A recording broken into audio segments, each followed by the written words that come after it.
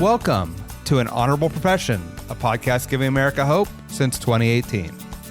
I'm Ryan Coonerty. Along with Debbie Cox Bolton of the New Deal, I'm lucky enough to be your co-host.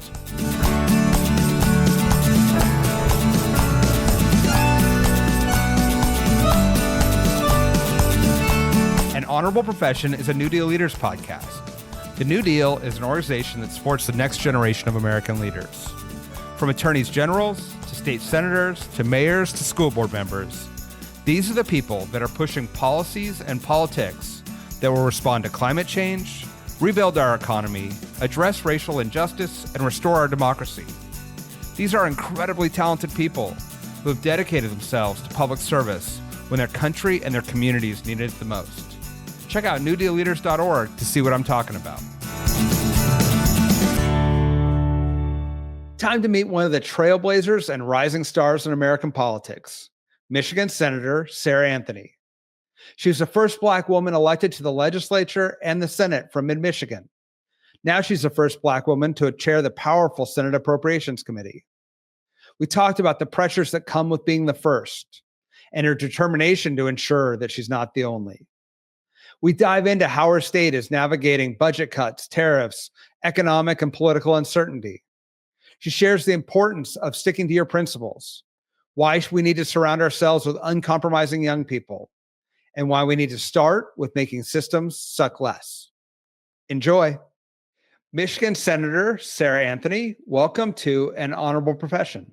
Thank you for having me. I am thrilled to be talking to you. You're in a swing state. You're chairing appropriations as we try to navigate impossible federal decisions and chaos. But I want to start with the fact that you break barriers. You're the first African-American woman elected to the Michigan House of Representatives, first to chair a budget. Can you talk a little bit about your journey into public office and what it's like to be the first in so many spaces? Yeah. Being the first is really difficult. I grew up with two UAW parents, and they instilled in me a lot of hard work and to respect everyone, regardless of their standing in life, their zip code, their skin color, that we just believe that everyone deserved a fair shot at making a difference in their community, their workplace, their congregation. And being first is difficult. It creates a lot of weight and a lot of pressure, whether it's being the first woman, the first African-American. I remember way back in the day, I was the youngest county commissioner in the country. And when folks see me, I get that look from marginalized communities that say, don't forget about us.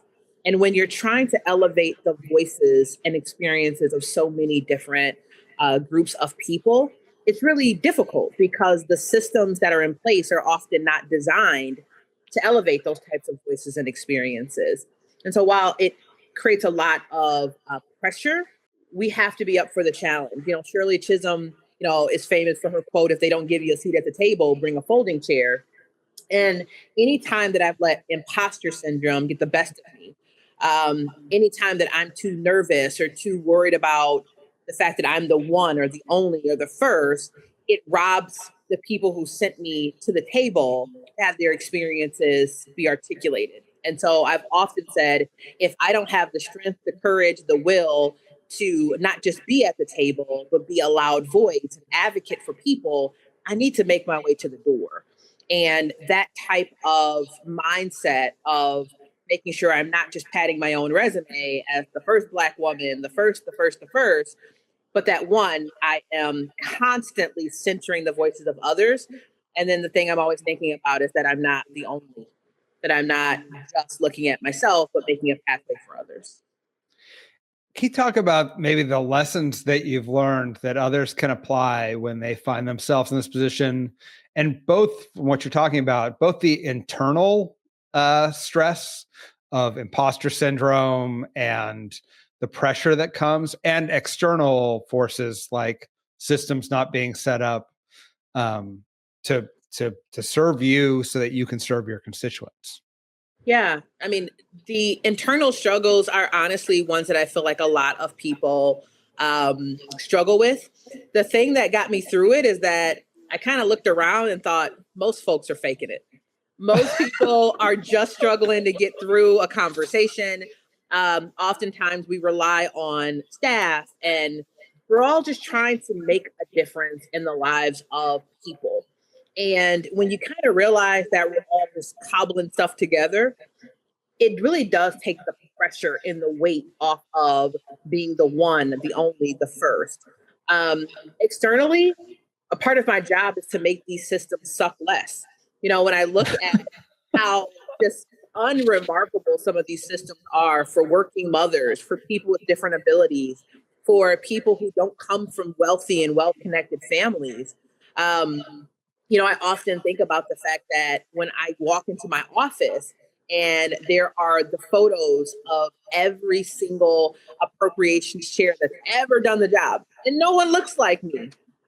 It just shows, even when I look at their bios underneath their pictures, it shows that they all were married with children. And I think to myself, what I would do for a wife at home that after 12, 15 hours of negotiations, I could come home and someone has cooked and cleaned and done the work to make sure that I had a comfortable environment.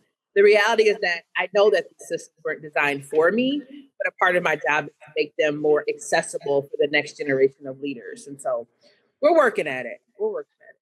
And how have you done that? How have you tried to bend systems? Because systems are often, produce the outcomes for which they are designed, and often that is the status quo. So how do you make systems suck less? Which I think is like, it's funny, like, it feels like a low goal, but actually, like, that would be profound if we could just make systems suck less. That's right. I think a part of it is just listening to the lived experience, not just of me, but of others around us. We're blessed that our Senate is led by a pretty powerful woman, Winnie Brink. She is a mom, a wife, and she's done her best to adjust, whether it's our schedules or how we accommodate people with children, people with different abilities, in terms of scheduling.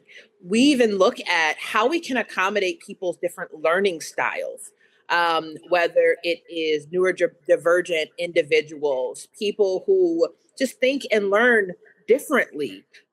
There are many ways we can be creative, but it starts with an acknowledgement that, 50, 60 years ago, the way things worked, these don't work anymore. And if we want diverse workplaces that were bringing the best and brightest ideas, to serve a very diverse state, it starts with us creating systems that stretch and are nimble. So that's schedules, that's learning styles. It's just being open enough to learn how to do things differently. I love that. I mean, I love the idea that legislators are trying to learn. That's almost novel these days. So, I mean, yeah, and then to actually be encouraging that is a wonderful, wonderful thing.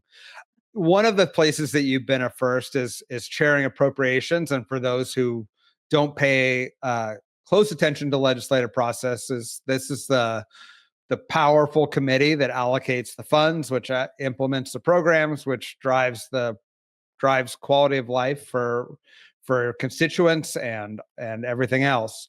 Can you talk about what that experience has? That's a big job. Anytime, it's an incredibly big job when you have tariffs, economic uncertainty, big federal cuts, all kinds of things. What's it been like to try to manage that process in these crazy times? Yeah. Budgets are always moral documents, right? Politicians can tell you what they value, what they care about, but show me the money. And the devil's in the details. We are experiencing whiplash as a state and as a country. Whiplash, honestly, since the early days of COVID. Our state and many other states got, billions of dollars due to the global pandemic.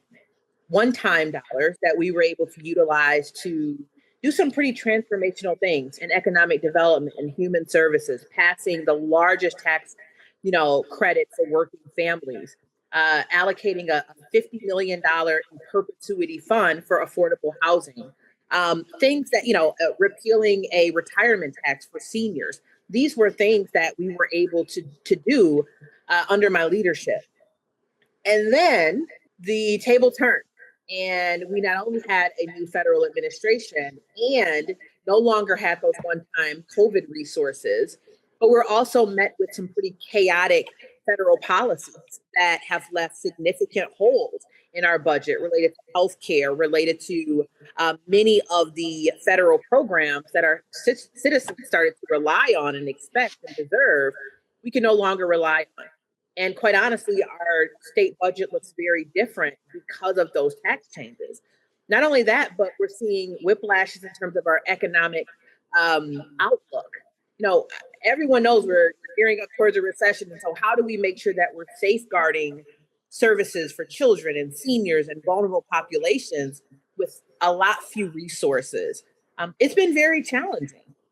And all of it through the lens of a very divisive, very chaotic and mean-spirited federal legislation and federal, executive that is absolutely permeating our state politics. Again, I talk a little bit about the timing of all of this. In my early days in the legislature, starting in 2018, we had a Democratic governor and a completely Republican legislature. Fast forward to 2023, and we had a Democratic trifecta, and we're able to do some pretty transformational things in terms of our budget. Well, now we're in 2025, and we're in divided government. So again, all conservative policies coming out of Washington, D.C., but we're still navigating now a Republican-led House, a Democratically led Senate, and a Democratic governor, all with different ideas about ways to navigate the chaos coming down from Washington.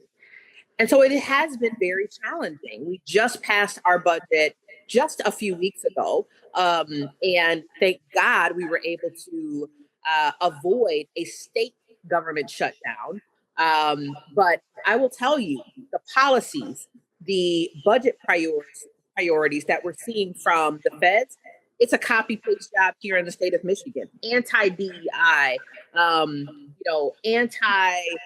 funding marginalized communities, even things like, defunding museums and arts and culture, things that, anti-higher education and intellectualism. All of that has been permeating into our state budget negotiations. Lucky for us, we've got people like me at the table. And we've got people like our Senate Majority Leader and our governor who have just said full stop, no. So, so give me some examples of that. You articulated how it's important to you that the budget be a people's budget, that it ultimately serve the people of your state. What are some of the choices that you had to make as you say, as we've been in whiplash between all these crazy global and national trends? Yeah. Something like higher education, right? My district, we have Michigan State University, some world-class community colleges. The House that is led by the Republican Party wanted to basically defund higher education. We weren't going to stand for that. In fact, we were able to do some modest increases in higher education. Things like the very popular Universal School Meals program for kids, regardless of the school district they're in, their income level. We wanted to ensure that the work we did in 2023 to feed every kid breakfast and lunch continued. The House wanted to gut that program. It was a non-starter for us, so we were able to maintain that program. Arts and culture funding, again, something that they wanted to defund. We believe that that's just as important as economic, development in communities. So absolutely not. No state workers were laid off, even though they wanted to do a Michigan Doge of gutting services for our citizens. Just again, a non-starter for us. And ultimately, when we saw some of the drastic cuts at the federal level, we used our resources to patchwork to make sure that there weren't significant cliffs in Medicaid for our citizens. So just a few examples, but these were things that were really important to us. And we needed people who had the courage during the negotiations to say, these are non-starters. that, yes, you may want to mirror the talking points of DC, but this is the state of Michigan. And the gains that we made during our Democratic trifecta were not going to be undone in the first year of divided government. Tell us about how Michigan's doing. Obviously, big important state, and you have you decide many of our future of our politics. As you said, you went from a purple state to a blue state, maybe back to a purple state. How are things feeling on the ground right now? Yeah, I love Michigan. First of all, we're the hand of God, right? You can just see it. I mean, this is just it's data driven, right? It's no lie, but it really is this beautiful state that in so many ways mirrors the entire country, both with our diverse geography, but also our politics. We've got extreme wealth, we've got extreme poverty, we've got a big rural footprint. Our former U.S. Senator Debbie Stabenow was one of the authors of the Farm Act and make sure that our agricultural footprint aligned with our auto footprint. And so, as such, we have a very purple state in terms of our politics. We have union workers that have enjoyed the benefits of workers' rights and our union history, but at the same time love their guns and maybe have different opinions on reproductive health care.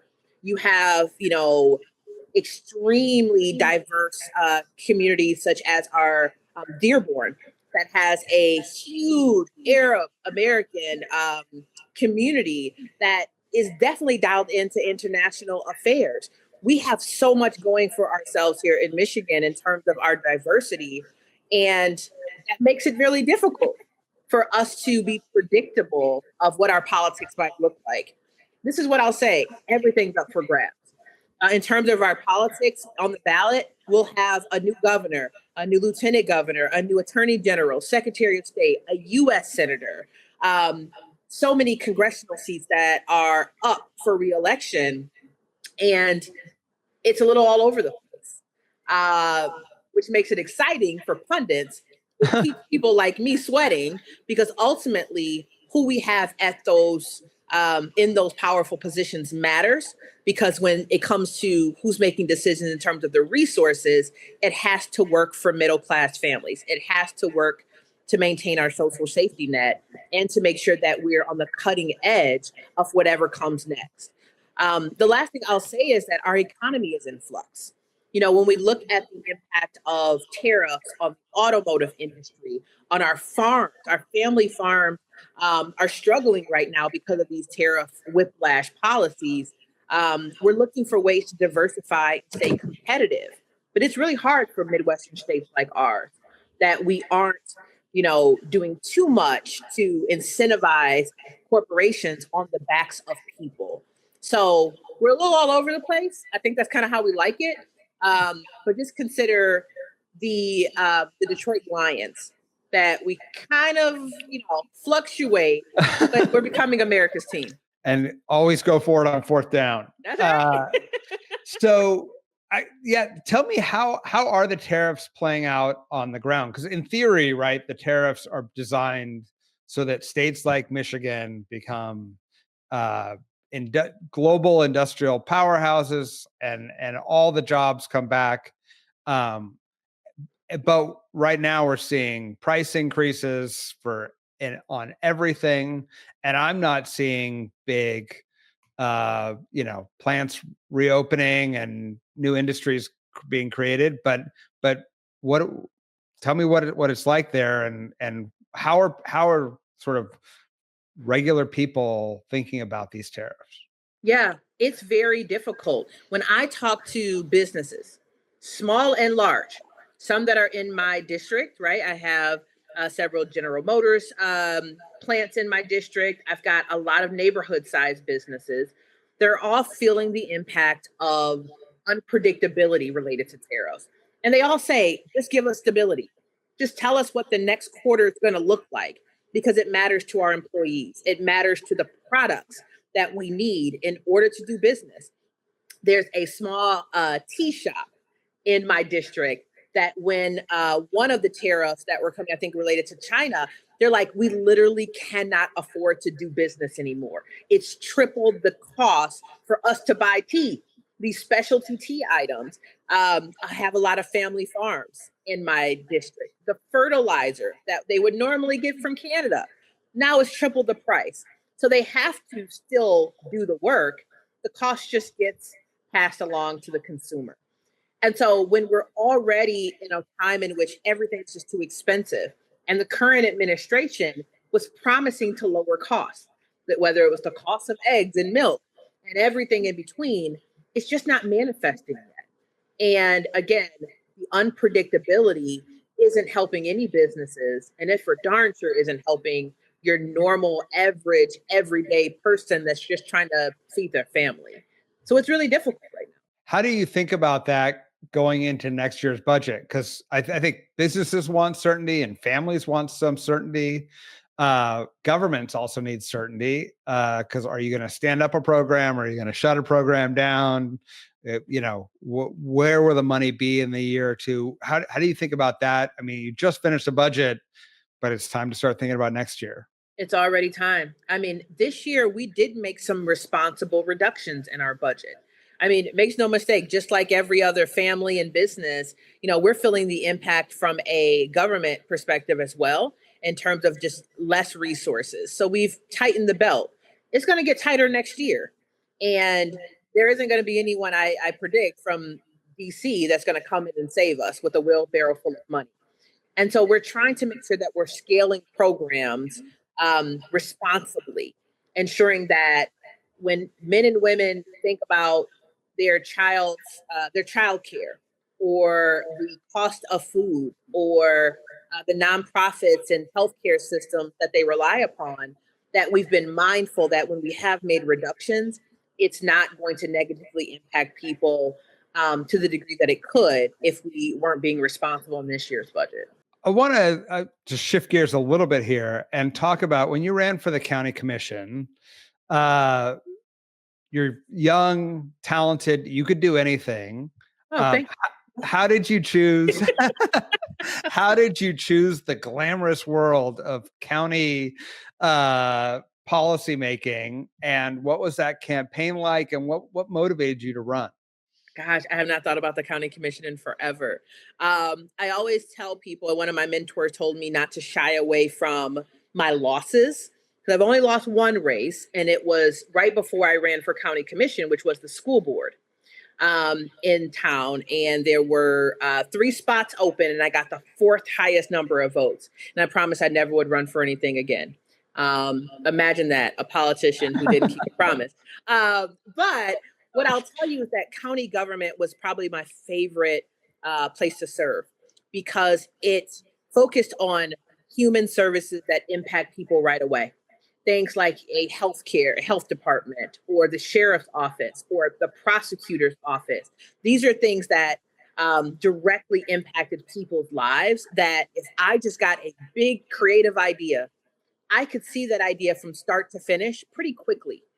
And there were so many different creative things that we were able to do, like working with our land bank to be innovative on home ownership programs, things like ensuring that folks had health care throughout our county, and that, boring things like making sure our water was clean, and that when folks could actually turn on their faucet, that they could rely on what the water quality was. So it really was a cool unit of government, and it helped me honestly realize the impact that these types of positions have on people's lives.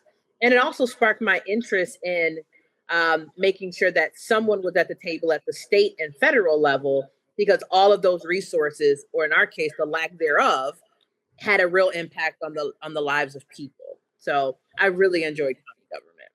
How do you think it informs your work now in the first in the legislature, now in the Senate, to have had that experience at the local level?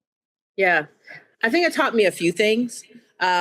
One, when I ran that race, the thing that was different than when I ran my school board race is one of my mentors told me to write a set of guiding principles, things that regardless of what would happen, whether there was a lobbyist or an interest group throwing you money, or the shift in political winds would come and go. But if I wrote down 2 or 3 guiding principles that would lead me in all of my decision making, I'd be in good shape. And I did that when I was running for the county, and they haven't changed. And I often tell people who are interested in running for office, or even young electeds who come in but maybe don't have the same level of experience I do, is to keep those guiding principles with you. And you can always go to bed at night knowing that you did the right thing and you stay true to your values. For me, my guiding principles haven't changed. They're sticking up for workers. They're making sure that I lead with an equity lens, that regardless of people standing in life, everyone deserves to have a voice in the process, and making sure that we have government transparency. The people deserve to know how the sausage is being made, and making sure that I'm leading with those guiding principles is honestly what's kept me in the game, and honestly made me a pretty effective lawmaker. I love that. I want to ask you, because I think especially younger folks will say you can't have principles like that and work in this system because it's so profoundly unjust, corrupt, et cetera, et cetera. So how, in your time in office, how hard has it been to keep those principles? Not hard at all. Not hard at all. I am living proof. Now, I don't go viral a lot. I'm pretty old school. When I have a problem or a challenge with one of my colleagues, I go to them before I go to Twitter. When I am faced with a really tough decision, I go to my mentors, I go to my colleagues, I pray about it. I do my research. I actually read up on a topic so that I speak with some level of authority. And those things have helped sustain me beyond viral moments, beyond the latest headline, good or bad. And it has taught me that the long game, the relationships that are built and sustained, ultimately are what has propelled me to the position that I'm in now, and have made me one of the most effective lawmakers that have been able to get things done, not just when I've been in the majority and had a gavel in my hand, but also when I was in the minority. Being an effective lawmaker because I was able to build relationships that were built to last. Do you think, I mean, it feels as though, especially at the federal level, there's just huge incentives to be viral and confrontational and to not do the work. I guess as you've tried to have that slower approach, the relationship-based approach, and ultimately an outcomes-based approach, which is you got elected to make people's lives better, not to get the most followers or likes on Twitter. How viable has that strategy been, and do you think it will continue?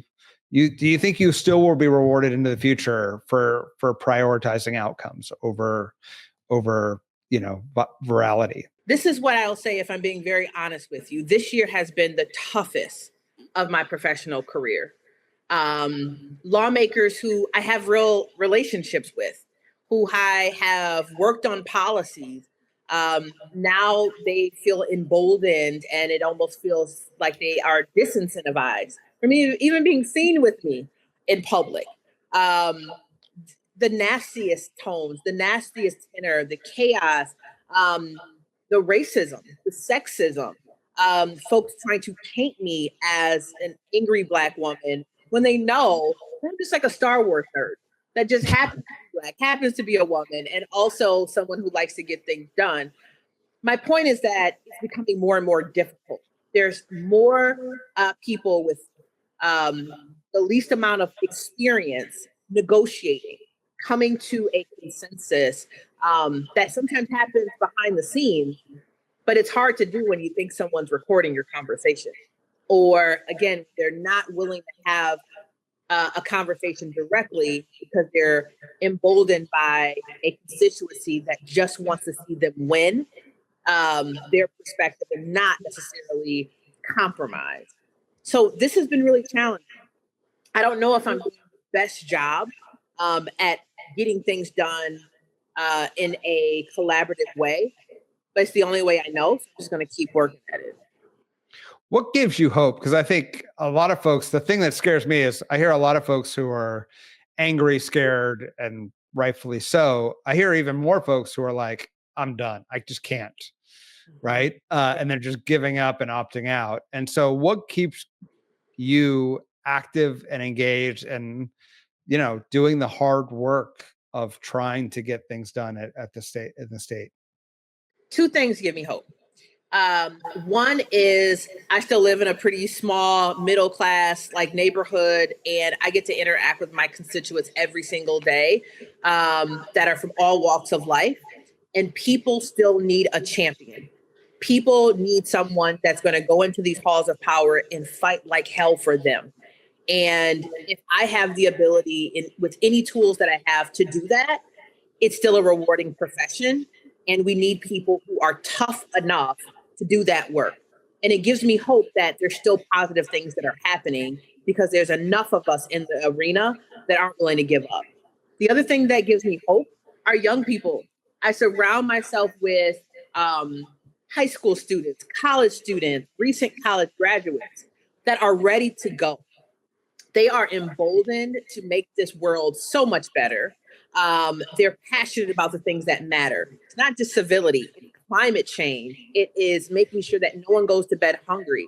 They don't want international conflicts that will leave children in despair and generations left picking up pieces. They are not interested in our excuses. They are interested in getting things done. And so they give me a ton of hope, and they propel me to think creatively and bring my best self to these positions. God bless them for pushing us. Not being that interested in in our explanations. Just want better outcomes. Mm-hmm. Thank you for joining us today. We love having you in New Deal. You're a model. I think, although, as you say, you've focused head down on being a legislator, I'm impressed that many folks have identified you as a rising star, as a person who's the future of American politics. And if that is the case, we'll be lucky to have you. God bless you. We'll stay in it as long as we can. An Honorable Profession is a New Deal Leaders podcast. Thanks to the team at New Deal for producing this episode. We encourage you to bring honor to public service, and because we keep things honorable, no tax dollars are used in the making of this podcast.